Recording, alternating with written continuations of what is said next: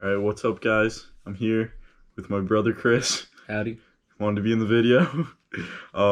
This is the life list part 3, so I'm just gonna go over the final part of where my life list is at right now.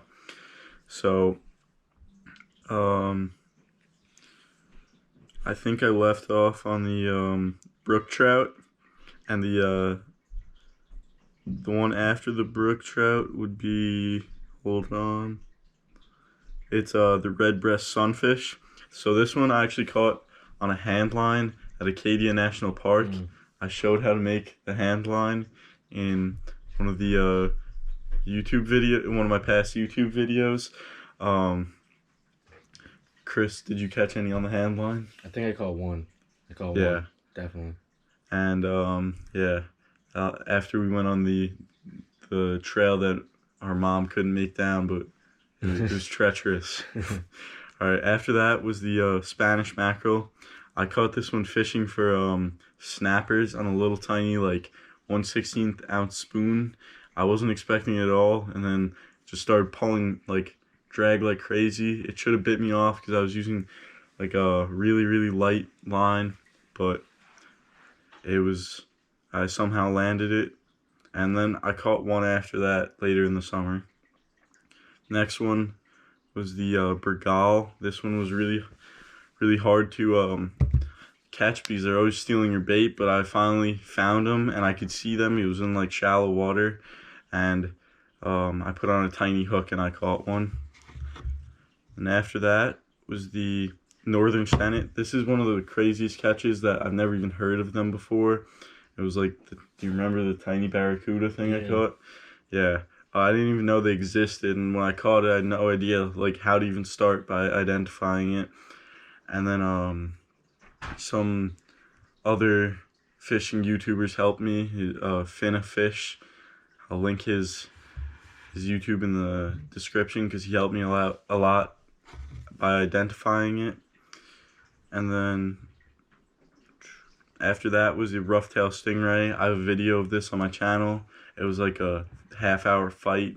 It was so hard to get it up on shore. It was pretty. That was the one with Nick? It was pretty crazy. Yeah, Nick was in the video, and Nathan filmed it. Yeah. Then after that, I caught the Atlantic chub mackerel on a party boat with my grandpa. So I went. I think you were already at school. Yeah, I was gone. And I caught the Atlantic chub mackerel. It looks exactly like the Atlantic mackerel, it just has more markings. And then I caught the Atlantic needlefish, which my hunt for the needlefish went all the way back to when I was a wee lad. Yeah, that was the canal. Yep. And also we saw him at you were Joe. You were there when we were with Joe, and we were like, I don't know, they have such tiny mouths, they're impossible to catch. You gotta like let them swallow it for so long, and then finally you could set the hook. But yeah, that was fish I was like targeting all my life. I caught 2 before I was like 8, but Yeah. I caught one more for the life list finally. Then after that was a smallmouth bass. I got this when I was backpacking with Dad at Harriman, and they weren't even supposed to be in the lake, but somehow they were, and I caught it the first time I was ever using a Ned rig, which was pretty cool. And hope to catch more of them because they fight really hard and they're cooler than largemouth. Then next, number 35 is the banded rudderfish. This is like a species of jack from Florida that comes up on like the jet stream or something, and I was not expecting to catch this at all. I was fishing for snappers also, and then this fish just came out of nowhere and hit it, and it fought really hard. It was pretty cool. And then, like, one of my first weeks when I was at URI, I caught the inshore lizard fish, which I caught when we were in Marco Island. Do you remember we were catching those really weird fish in Marco Island? Yeah, like, I caught a cool fish in Marco Island. I caught that like angelfish one time. That was when you went with your friends. Yeah, so the inshore lizard fish, there's like had no business being all the way up in Rhode Island, but Yeah, what the heck? I caught it on like a little tiny spoon that I caught the Spanish mackerel on, so that was pretty cool. And then one weekend when I was home, I knew that the striped bass were running, and I got some information from my subscribers and my followers on Instagram, and they told me that Boys. the sand eel bites were on, so I went out and got a ton of them, and I was targeting them all year. I even lost one at a pier when I was pulling it up over the edge. It snapped off. I have a video on that. That was really disappointing. And then finally, number 38.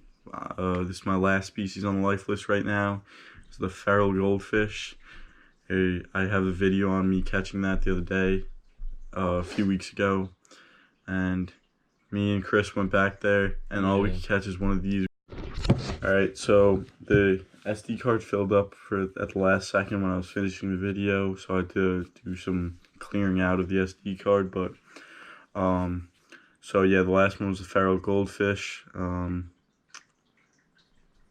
don't know, that was in one of my last videos. That's all I really have to say about it. And some of the fish I'm going to be targeting in 2020. I really want to catch a triggerfish. I really want to catch a weak fish. Really want to catch a walleye, a grass pickerel, and two fish that I really want to catch that I was pretty close to catching this year, but I just didn't, like, I don't know, I didn't have the right gear, and I wasn't there at, like, really right times. Were bonito and false albacore. I saw like schools of them come through, but I didn't hook any. But if you guys want to see more of the life list in the future, like and subscribe. Thanks for watching, guys, and also comment down any species that you would like to see me catch.